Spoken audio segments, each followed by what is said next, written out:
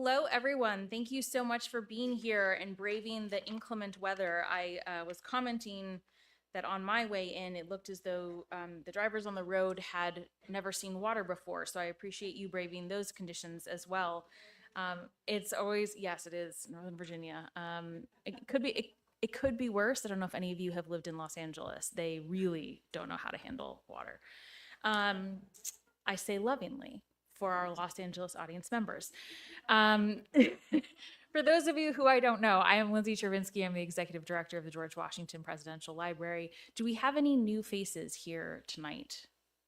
I love new faces. Thank you so much for being here. We hope this is your first of many visits. And for those of you who have been here before, thank you for returning to us. We have a couple of upcoming programs I'd like to flag for you. Perhaps it can be your second or your 102nd visit. On March 26th, we have our next Brown Bag Lunch with research fellow Stephen Starson, who will be presenting on his topic, History and Historical Consciousness in the U.S. Declaration of Independence. On April 3rd, our next Ford Evening Book Talk will feature a discussion between myself and author William Haldeman on his book, Meeting the Moment, Inspiring Presidential Leadership That Transformed America. And then we have two more Michelle Smith lectures. We had our first last week with Martha Jones, which was amazing, if I do say so myself. And our next one will be on April 29th with Rick Atkinson and May 29th with General Stanley McChrystal. So Martha set a very high bar. I have no doubt that they will meet that bar and exceed it.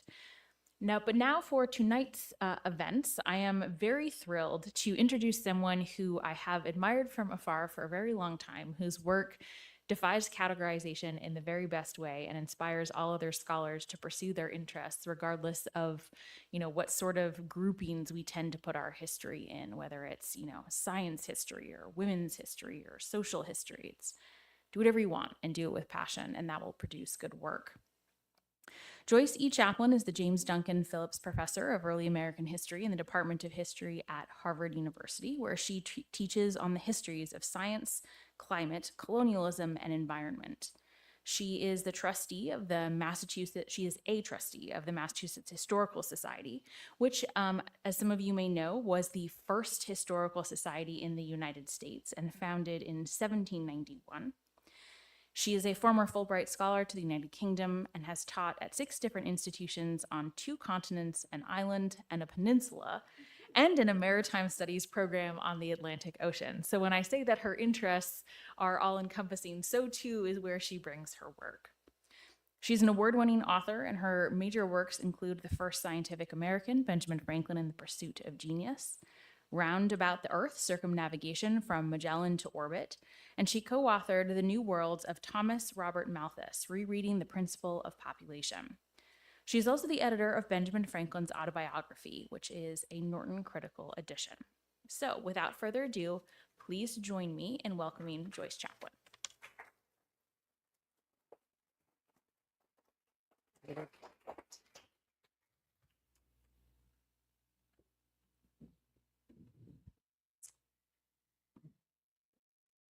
This is such a treat. Thank you again for being here. Thank you so much. I'm really looking forward to it. And if anyone has registered for our spring symposium, Joyce will be returning to us to talk about a different subject. So we are thrilled that she is willing to make the trip twice in one spring, and I know our audiences will be better for it.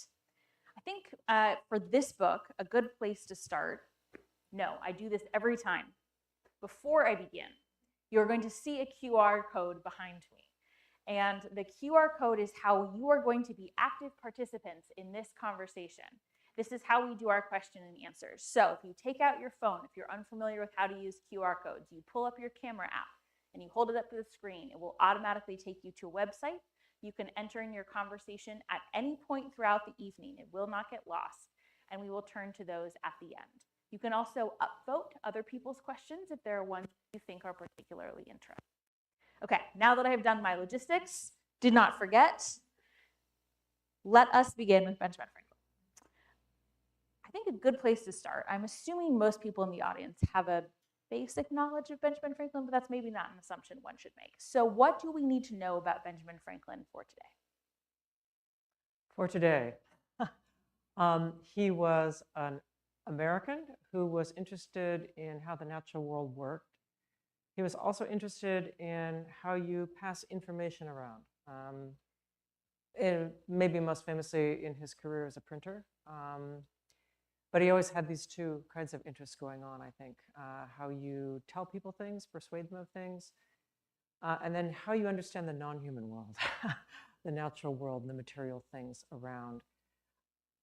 He's also very well known for his political career. So I will note that that's often what people think of first, that he's a founder, that there is a way of understanding his life in politics because of the really climatic career he had as ambassador for the United States in France.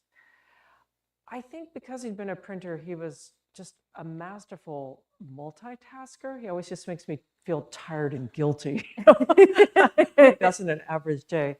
Possibly learned from his business as a printer, where you have to be doing many things at the same time. And what's interesting, I think, about his life's career is how, even though he goes into politics and public service, he's able to kind of keep up with science, keep writing, and in some cases, printing material. So those goals of his, telling people things, telling things that they might need to know, telling them things that they might not want to know, but always circulating the information. But this deep engagement with how the natural world worked. Do you think that was it a hobby that he had like genuine passion for and it gave him joy, or was it something that he felt compelled to do, whether it either served his other political interests or was for the good of humanity? I think if I include all people that I've known, living and dead, he's the person I've ever known who's the most ambitious. He is just absolutely determined to get ahead. And as the youngest son of a chandler in Boston, somebody who worked with his hands making candles and soap out of animal fat, he knew he had to do something dramatic to advance himself and to become famous. He's someone who, as a teenager, starts keeping his own archive, making sure that only material that would be flattering to him would survive. Yes, and I think he looked over options at the time. How, as a fairly poor and unknown person, do you get on in the world? And the usual answers would be go into the military. If you survive, you can advance very quickly. He thought about running away to sea, which his father, I'm grateful to his father for saying, no, you're not doing that. He survives, therefore. Politics might have been a possibility, but you actually needed status already to enter that. Writing, this is an era, the 18th century, some people are making themselves famous through the pen. But science is this new opportunity. And when Franklin, as a young man in his 20s, lives in London, learning how to be a better printer, he's desperate to meet Isaac Newton, who's still alive. It's sort of amazing that they overlap. And he never manages it. He hangs out at a tavern where Newton is rumored to frequent. I had never put together that they overlapped. That Just barely. That is a great fact of history, though. So, living example of somebody who, Newton was higher born, but he was a kind of pop icon. And Franklin looks at that and thinks, well, I think he had the genuine curiosity. I don't want to say that he had no real interest in explaining the material world, but in terms of his ambitions for himself, I think it was important for him to consider, how do I do that? And how do I make a mark? And it works. This is the thing. He really is smart enough to figure out that if he publishes a work in science famous enough and makes a big splash, he will be well known. And it is a science career that makes him first famous. The life in politics comes later and really in consequence of his doing the science.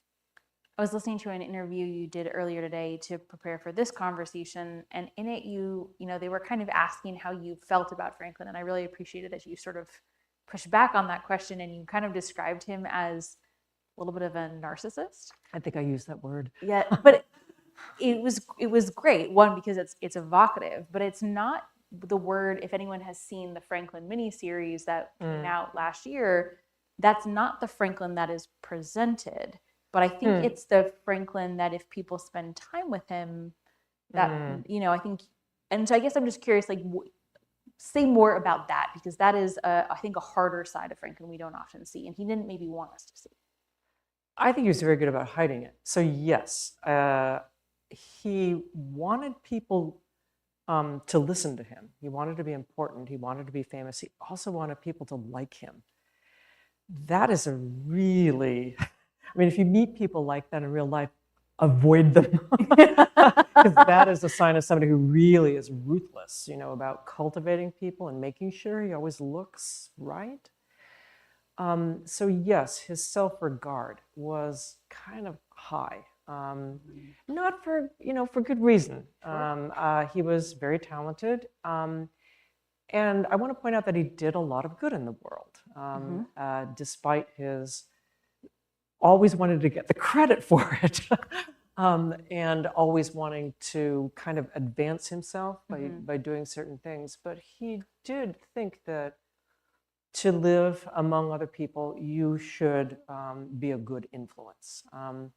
But yes, he is quite self-promotional and very, very canny and strategic. Who should I know?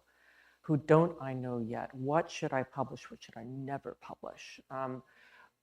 Who could help me and who could not? I want to point out that was kind of standard in the 18th century when the definition of friend was anyone who might help you, right? It doesn't have the kind of sentimental sense. Your friends were the people with influence, or you could be a friend to other people, but it had much of a connotation of power. So I think he wasn't out of place at the time in terms of thinking, well, how do I look to other people? What can they do for me? But he was so consummately good at it that, yes, every once in a while you see him positioning himself in relation to other people where he's supposed to get the most credit for whatever's going on. That's really fascinating. No one exists like that today. Definitely no politicians. So in your previous answer, you talked about going to London and the scientists that he sort of aspired to be. Everyone has influences. Everyone is influenced by people. Everyone learns from those that come before us, especially if you don't have a whole lot of formal education, which he did not. So who were the scientists that inspired him? Who were the people he strove to learn from? Were they people he knew in person? Were they people he exchanged letters with? What was sort of the world of science that he was operating in? He had a big world to work with. So this is an era where everyone thought knowing something about science might be helpful. It was exciting to find out what was going on. There were a lot of really interesting discoveries, so kind of fascinating, glamorous occasionally. Newton was the big, hulking kind of presence who really had redefined mechanics into modern physics and was regarded, therefore, as a kind of unparalleled genius. Franklin deals first in a world of people like him, trying to make their name. So for instance, when he publishes his first real work in science, describing his stove, he sends it to a friend in New York who is also trying to get his name out in science, who has a great contact in the Netherlands that he sends it on to. And that was great because that person has it translated into Dutch and printed there. And so Franklin is off and running. He has his first work in science published in Europe, where people's opinions would matter more. So he deals with these people kind of on his level for a while, and then he knows much bigger players. So he's personal friends with the Reverend Joseph Priestley, who's the first to identify oxygen. He doesn't call it that, and he doesn't describe it entirely the way we would now, but he isolates it and identifies its properties, including keeping animals alive. So he puts mice in devices where the oxygen will run out. Franklin, to his credit, scolds him for that and says, well, the poor mice, why are we doing this? But anyway, that's how oxygen is identified as essential for plant and animal life. He knows Jan Ingenhousz, who identifies photosynthesis, a pretty big principle we still kind of deal with. He knows Lavoisier, the chemical experimenters in Paris, who name oxygen and also hydrogen, and are big. The chemical revolution was probably the biggest in the late 18th century. And yes, Franklin knows everybody. Wow. I love putting, these figures that we often think of as people in the American Revolution within the broader context of what is happening in the world in science and these other. It's a good reminder that there's a lot of other things happening at the time, not just the chemical revolution. Exactly, not just the formation of the United States, although that is of course important, and we think so here at the library. So, could you set the stage for us about what the 18th century climate looks like? How it might look different today, and why did it prompt this story? So this is not the intellectual climate. This is the physical. Sorry, yes, physical climate. What is the real temperature? climate. How are people Right. living? Things like that. So Franklin was living toward the end of the Little Ice Age, this period that ran roughly from 1300 to 1850. Some geologists think we might still be in it, and that global warming would be even worse if we didn't have that kind of background. But for this period of time, and in contrast to an earlier medieval warmer period, cooler temperatures and extreme weather events. So recurring bad winters, bad harvests, either no rain, which is very bad in an agricultural society. So you'd either have no rain or way too much eventually. There are accounts of buildings kind of eroding and bridges because of the force of the rain. So the Little Ice Age, not good.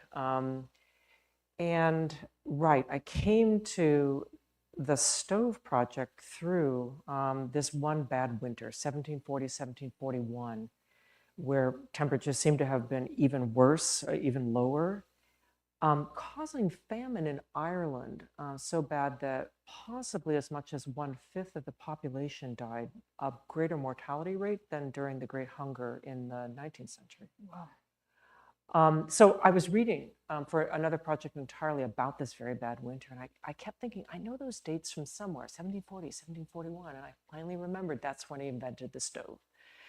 And having already done a book on Franklin and science, at first I thought, well, that's embarrassing.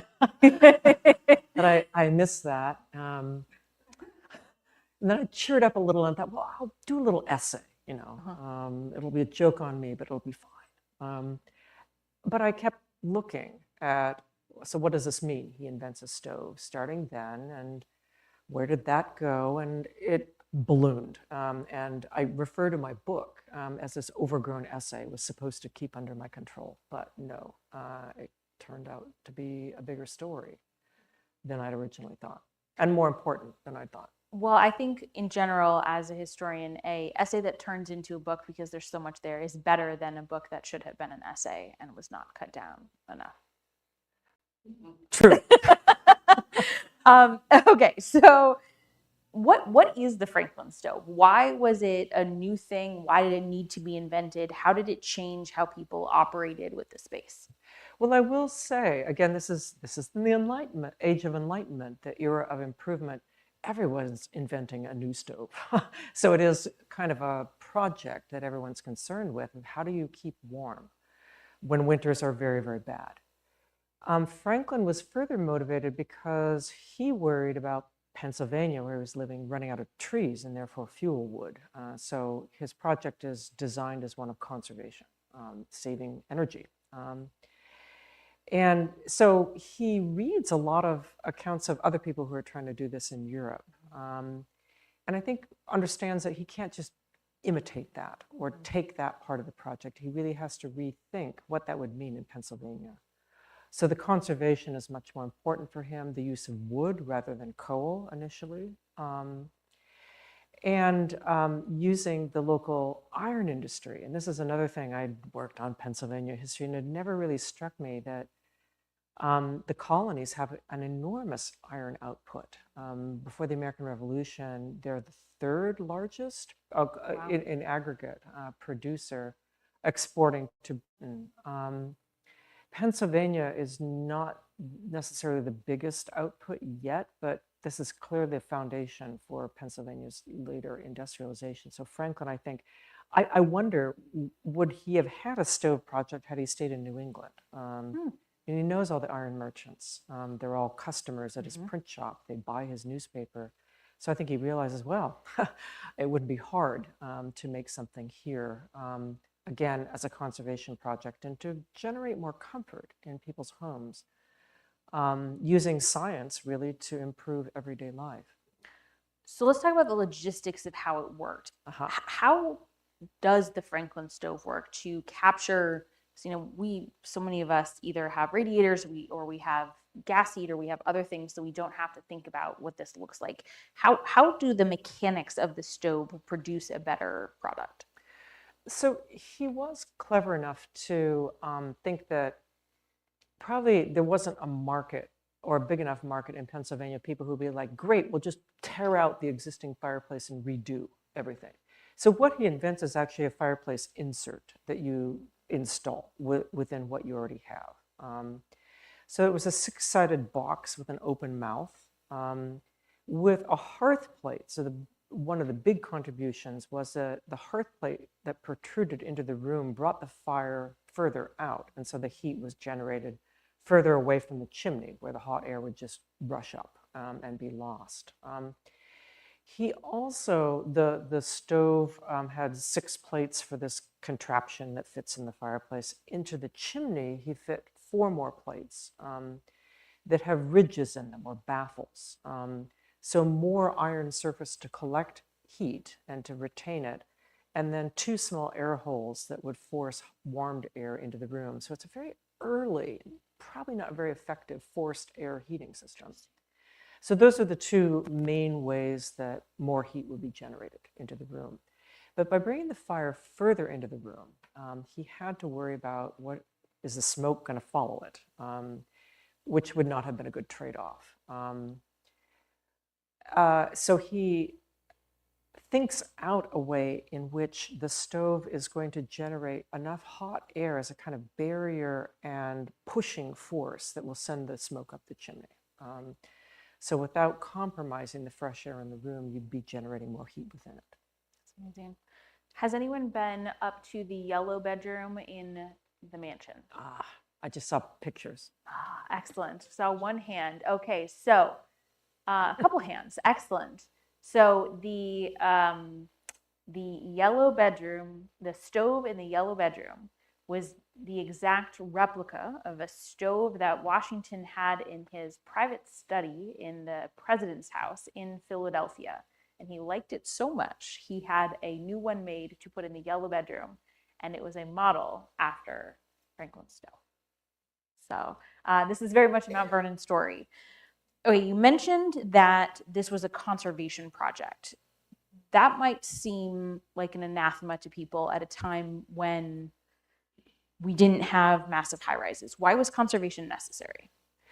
Again, Franklin was calculating the rate at which population was increasing in Pennsylvania. And precisely from working on Thomas Robert Malthus, for whom Franklin is an inspiration. It's this sort of weird attribution thing. Franklin had originally done these calculations saying that the settler population must be doubling in every 25 years, which he later ups to 20 years, which would have been unheard of in Europe.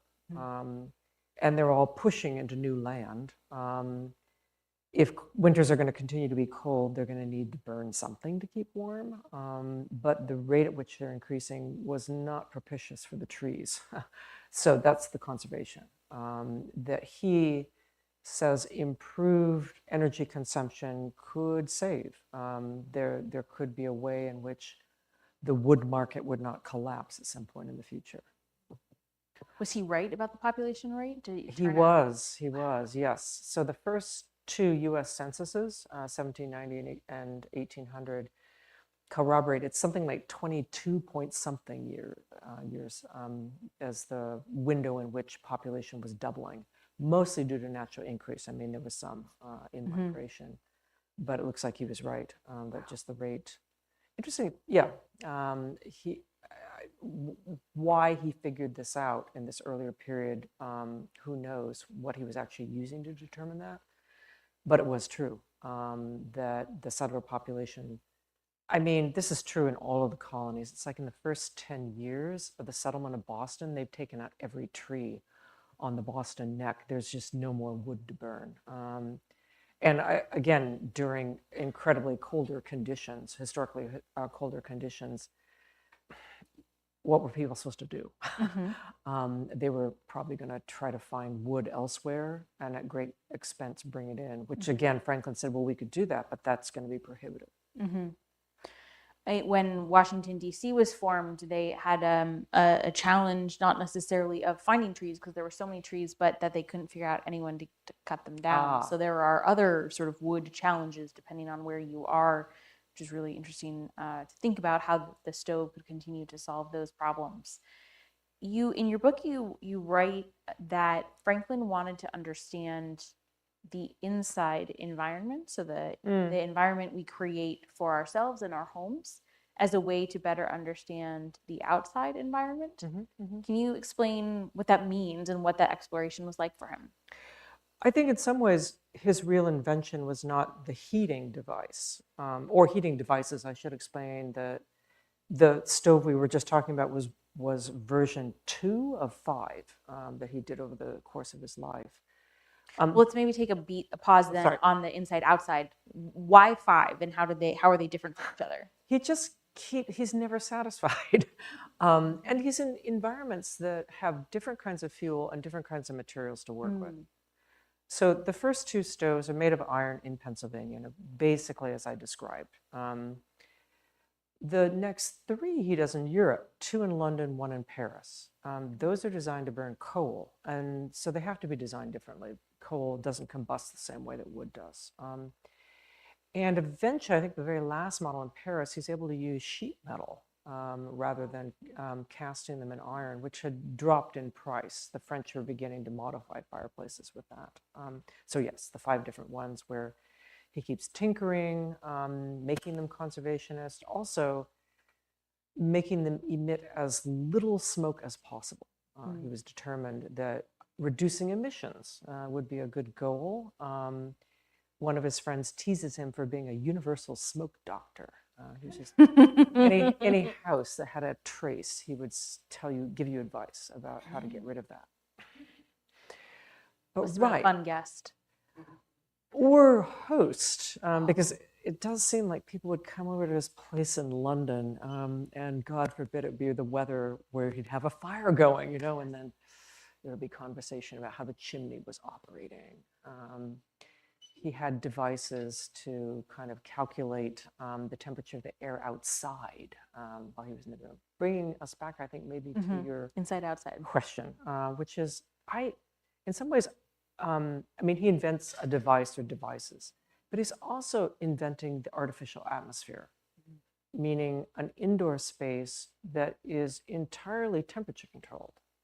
In his era, mostly to do with heat, though he does talk about forms of cooling houses when they're too hot in summer. And so we live in these all the time. It's become invisible, right? Here we are. How is this done? You need HVAC specialists now to tell you.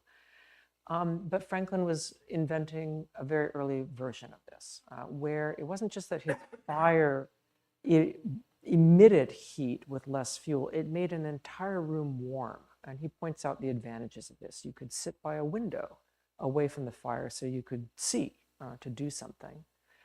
You didn't have to crowd around a fire, jostling for place. You wouldn't have to sit so close you'd breathe in any stray smoke. So it was an entirely warmed room, very convenient, great for big families, and healthier because of the lack of smoke. And in some ways, that is what he's always concerned. He's interested in the devices that generate that. But then monitoring, is it working? Should you shut the door? If you have a sash window, do you need to lower it a little bit? Just that way in which he was thinking of entire buildings, possibly in the end, being heated. So toward the end of his life, he's brought in as a consult. Everybody knows that he's the guy you call if you have a problem with lack of heat, too much smoke. So he's a consult to the Houses of Parliament. And I love this because this is right on the verge of the American Revolution. And he's still the British patriot, keeping these guys warm.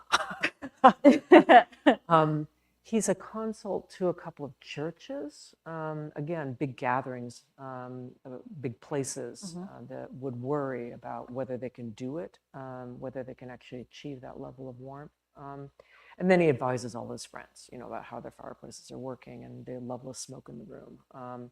So that's his real, that's how you judge whether your heating system is working. So this is very much a story that is centered within our modern conversation of what we would call climate change.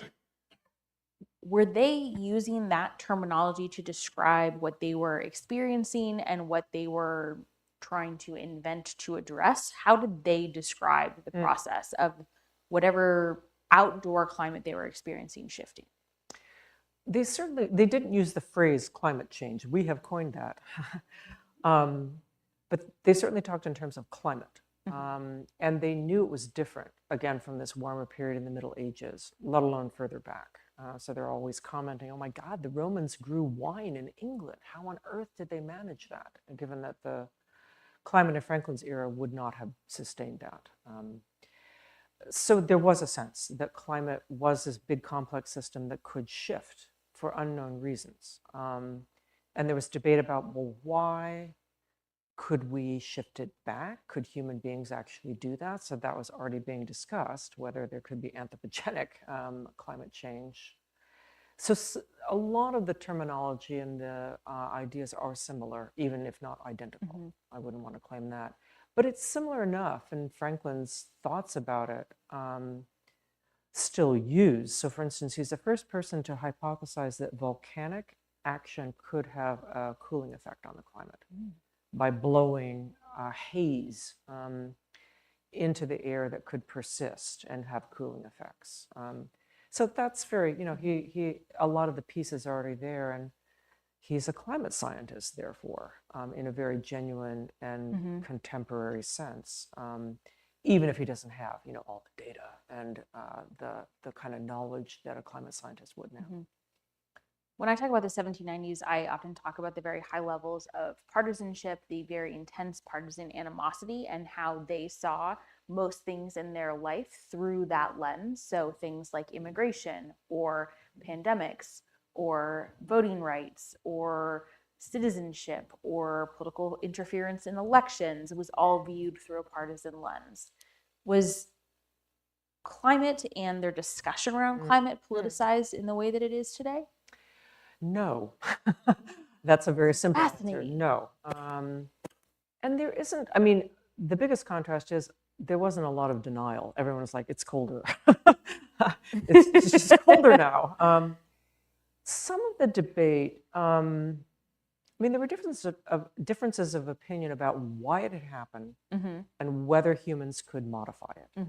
So the big background cause that a lot of people debate is scriptural. There was an interpretation saying that it was Noah's flood. Because humans had sinned, God had made all the water in the center of the earth flood onto the surface, and that must have, first of all, damaged the planet. That's why we have mountains and valleys. The earth must have been perfectly spherical when originally created, but now it's all fissured. Also, that it might have changed the earth's tilt in relation to the sun, which would have altered the climate. So theologians and geologists talked about whether this is a possibility or an article of faith, whatever they were arguing. But it was in discussion, including in New England, when Franklin would have been growing up. New England Puritans kind of accepted that must have happened. And that might be one reason the climate had these occasional very, very, very bad periods. Not everyone agreed. The other thing people argued about was whether they could reverse it. And one hypothesis was that North Americans, for instance, by taking down forests and opening up land for cultivation would warm up the climate. Of course, they were right. That would do it on a continental scale. It would have an effect, not for the reasons that they thought. So, for instance, Thomas Jefferson recommended, he said, as settlement of North America proceeds, it's going to warm up. Franklin was skeptical. Why did they think that would happen?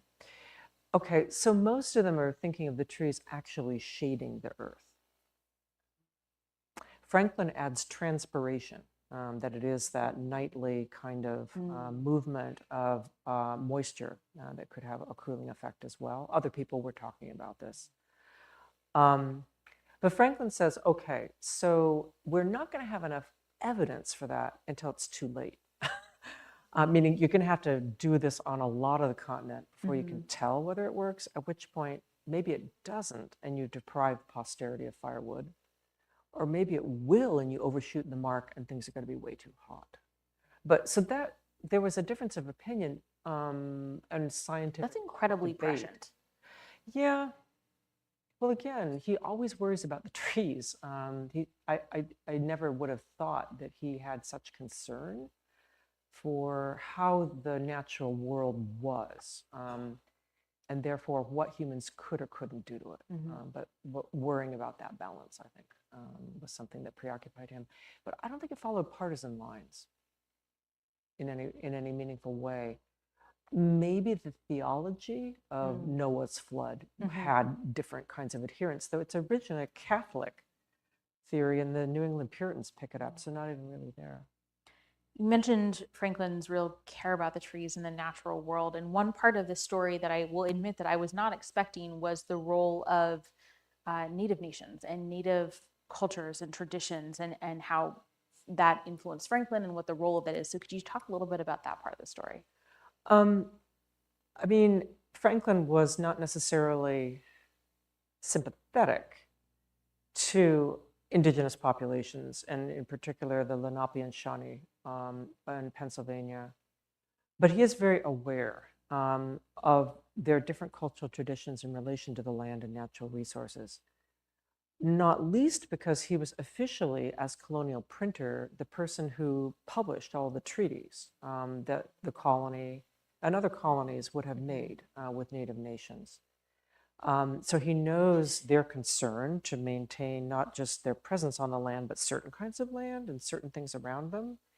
And he also knows the custom of the council fire, which appears again and again in diplomatic relations, which is a fire that you gather people around when they're trying to negotiate peace. And that doesn't belong to anyone, right? You wouldn't claim that firewood is private. You wouldn't claim it for one group. It is supposed to be a kind of collective process. And that's such a contrast to the fireplace within a proprietary house, keeping only one family or one group of people warm. Even if it's all the people in parliament, that's still kind of, only one political group. So he knows how serious it can be to respect the natural world. He knows what that could look like, and he doesn't adhere to that in any possible way. And I mean, therein lies a big part of the tragedy of early American and American history of even when the settlers know what indigenous people value and why they value it, they still don't respect that set of traditions. I mentioned earlier that it amazes me that this technological revolution and chemical revolution is taking place at the same time because we don't always weave those stories together. How does this revolutionary story fit into the story of the American Revolution? Is it running parallel? Is it intertwined? Is there a causal effect? Is it a chicken and egg situation? What is the relationship? I would say that I didn't get to the bottom of it. Really, I think I would like other people to continue working on that. That would be what I would like them to get out of the book, is to not necessarily talk about early America and the founding period is mostly determined by these political events when there's a lot else going on, a lot of which turns out to be at least equally important. So the unintended revolution of my title is the Industrial Revolution, the one that I don't think Franklin, he doesn't have a plan, if I keep this up, there'll be steel mills in Pittsburgh, yes. But that's where it ends up. That this colonial foundation of iron making, innovating, thinking about energy use, thinking about labor, how you use people to make things, and how consumer demand is going to be a big motor for this. So comfort indoors, using firewood efficiently, buying new products, all of these things go into the Industrial Revolution with now its kind of catastrophic effects on our current climate and atmosphere.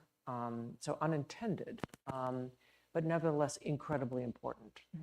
It is obviously important that we live in a world with a legacy from the American Revolution and independent United States. But the fact that the Industrial Revolution was getting its kind of takeoff point during the same period, I don't think we should neglect that that was going on. That is equally important as a story to understanding where we are now. I think more could be done to weave those things together. I mean, I only use one life and one career and one example, but I think it would be very important for people to try to figure out energy policy in the different independent states after the American Revolution, any number of kind of sturdy topics to figure out, well, these were connected, I think, but how? In the book, you describe one of the dominant questions being, both for them and for you, can humans invent their way out of climate change? Right. Where did you land on that after spending time with this book? I mean, that was my framing understanding, because that's what he was trying to do, the little ice age, how to make people warmer. Can you do that? And of course, this is something that we're thinking of all the time now, that new technology will save us, whatever it is, whether it's geoengineering, electrification of energy use. Anyway, everyone knows the list of things that could save us, and I hope they do, frankly. I think we're going to need all of them. So I think from what I deduce from Franklin's example is there's no silver bullet. They could have invented improved fireplaces till the cows came home. That was not going to solve the problem.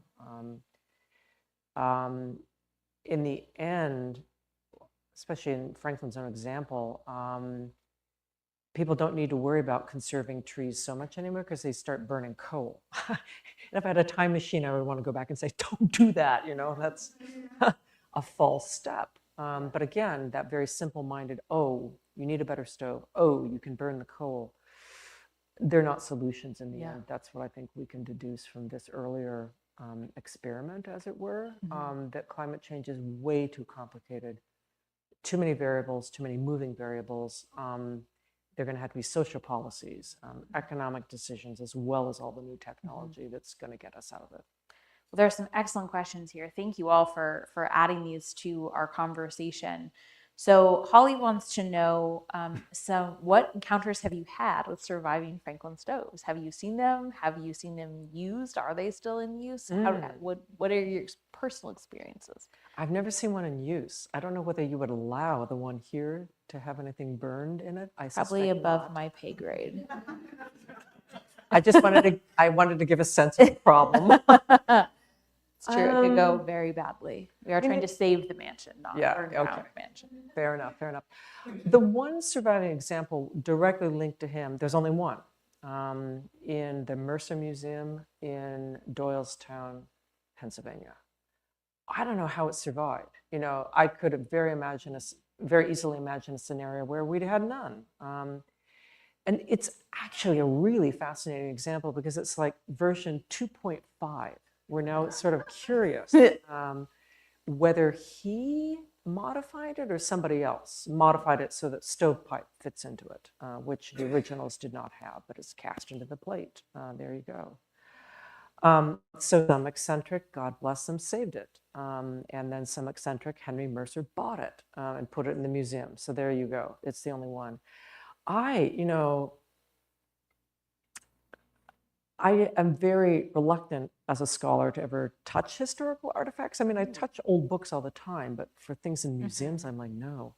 So I had never laid a hand on this, but the second time I went to see it, they'd had it disassembled, reassembled correctly. So for decades, school children had looked at the wrong, it's a bad story, but anyway, they cleaned it.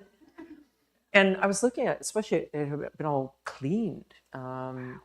And Franklin, in his stove pamphlet describing, the stove was delivered as a flat pack. So you got it like from IKEA, and then you had to install it. And he said, all you need to make it kind of snap into place is 2 slender rods at the back with screws on the top. And that's how it's assembled. So without thinking, I touched the butterfly screw, and I said, this isn't original, right? The butterfly screw. And the expert said, oh, yes. And I sort of jumped back, So that's, I guess, my closest encounter with a Franklin stove. Again, I'm amazed anything survives, but that the butterfly screws on the Franklin stove survives. That's incredible. Weird. There are other examples. There's one surviving plate from an original. And so there's this full set, and then this one surviving plate, and that's it. Later ones come from outside the United States, or they're examples where they're modeled on what he said. These are from an English catalog, interestingly published in London during the American Revolution, extolling Dr. Franklin, the brilliant inventor of this. It was in French and in English. It really was grinding in the point, right? That they disapproved of the war. But you could get them, plain, fancy, large, small. So they have this afterlife, and you can see many things in museums called Franklin stoves that don't have a kind of direct connection with him. The latest ones made, as far as I know, were made in northern Italy. There's a factory in Turin, in Castellamonte, where they made out of ceramic what they called Franklin stoves, widely advertised, present, especially in public places, schools, train stations in Italy into the 20th century. Wow. And while I was doing the book, I found one on Italian eBay. Mercifully for my budget, it was incomplete. And I couldn't figure out how to, anyway, I stopped looking at it, every 10 minutes. Oh my gosh, that's incredible. So yes, they'd still survive, though the only one with a direct connection with him is this one in the museum with the butterfly screws. So there's a question here about someone had heard on a podcast about Franklin's biography that he did not patent the Franklin stove because his goal wasn't necessarily to make money, but to help people. Is that true? Yes and no. He'd never patented it. And he makes this declaration in his autobiography. I wouldn't dream of profiting from something that was meant to benefit humanity. And I think he believed in that. He never patented lightning rods either, or bifocals. He just didn't do that. But he says he made a gift of the model to his friend Robert Grace, who married into an iron-making family. And it's at his forge that a lot of the originals were made. So it's a present to Robert Grace, who had bankrolled Franklin when he set up as a printer. He'd give him a loan. And he was his landlord while he was making the stove. So friend in the 18th century sense, right? The powerful person who could do things for you. And the gift, therefore, not being quite a kind of single-minded act of generosity. I think there was a lot of personal and professional connections that made that sharing of the design kind of convenient for Franklin. But no, he never patents it. It's true. You mentioned that you had, of course, written about Franklin before, and so you weren't thinking you were going to do another Franklin book. Was there anything that you discovered while doing this book that changed how you thought about it, despite having already written about him before? The work that he did with diplomatic negotiations with Native people, people had worked on that, and I must have kind of known about that, but I didn't know how engaged he was, that he went to these meetings. He took transcripts that one scholar has said are probably the most accurate of the transcripts taken. So his immersion in that compromise history of defrauding Indigenous people and denying their sovereignty over the land. I didn't know the extent to which he was engaged in that.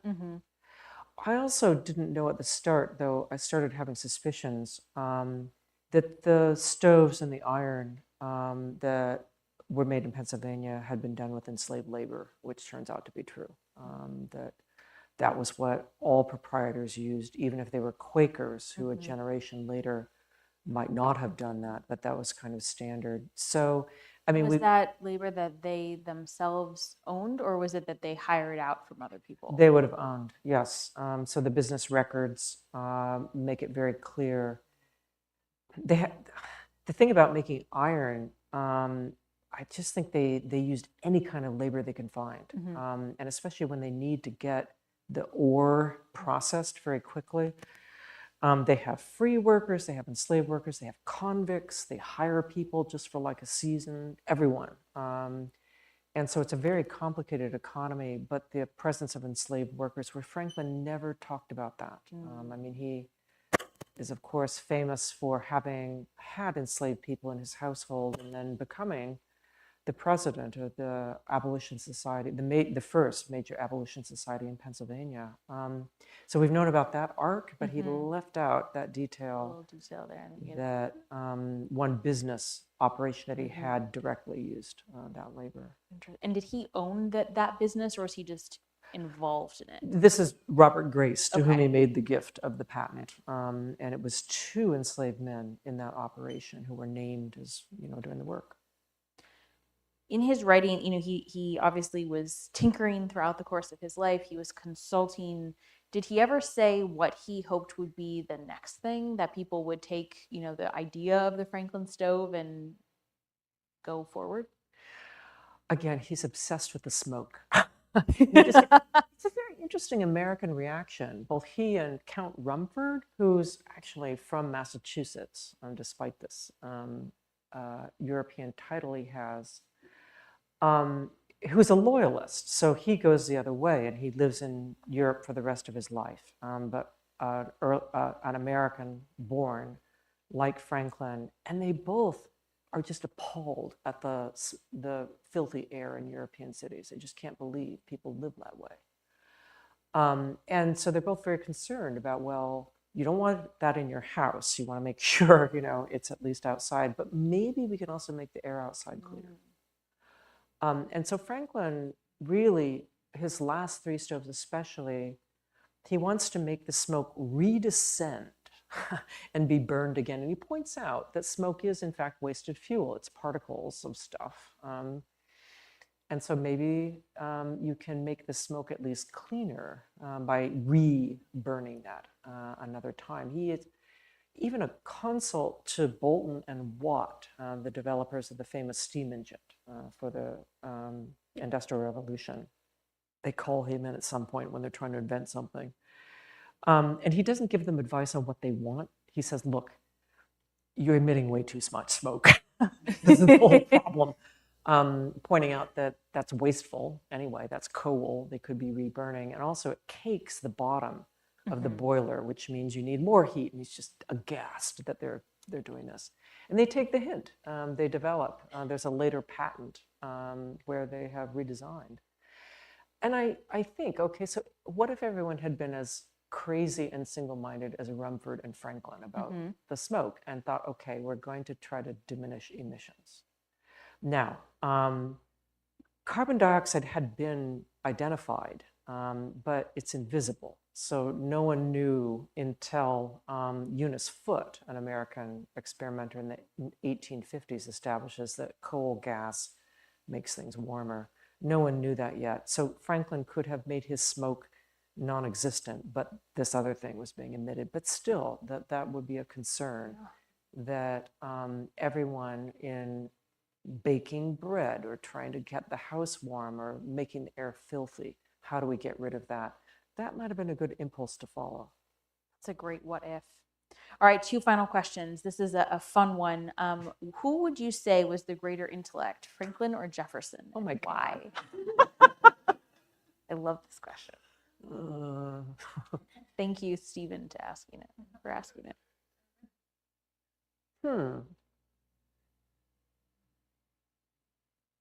Would it be so surprising if I said Franklin? No, I'll second that. +1. I mean, they were both pretty smart guys. I want to give them that. Jefferson doesn't have the range, but they come from very different parts of the 18th century. I mean, I just think that Franklin and his experience, especially in London, as a nobody, where he just experiences everything. He goes to the opera, he reads everything, he hangs out at bars trying to meet Isaac Newton, you know? And that kind of curiosity of trying to just finding out who's around, what are they talking about?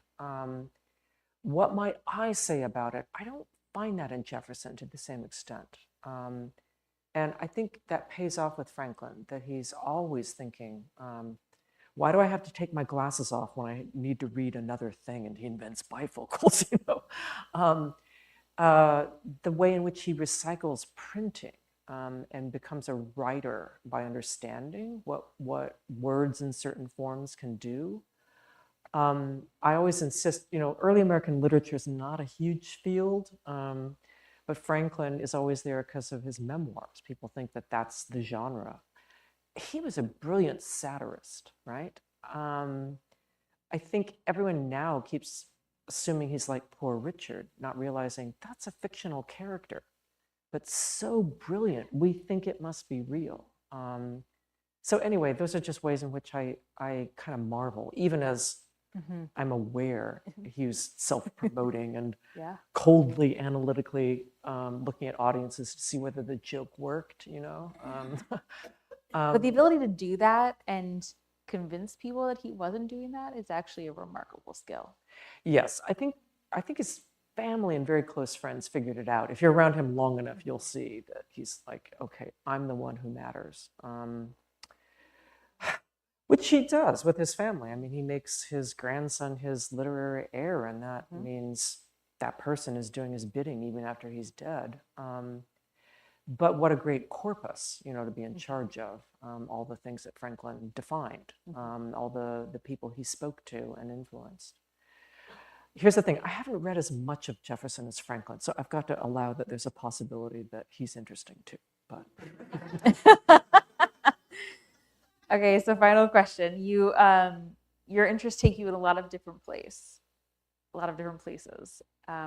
If you are willing, where are they going to take you next? They're going to bring me back here for a conference on gardening in May, I think. Yes. I see a nod somewhere in the audience. Yes, end of May, Garden Symposium. Where I have this project on almanacs, the most fascinating genre printed in early America, right? Yes. I'm looking at the notations people made about the weather. So not the printed prognostications, but what people actually said happened. Along the way, I just got interested in almanacs. I really do think they're absolutely fascinating. So now I have, for my sins, this database of 10,661 almanacs. Some of them printed by Benjamin Franklin. So there's kind of there you go. That's good time. I love it. There we go. I love it. Perfect. Well, please join me in thanking Dr. Chaplin for tonight. And as always, the book is available outside for sale. I think she'll be willing to sign it for you. I think we have a table set up here for signing. So if you'll go buy your copy and come on up, we'll get a line going. Thank you all so much for being here tonight. We really appreciate it. We look forward to seeing you again soon. You're busy.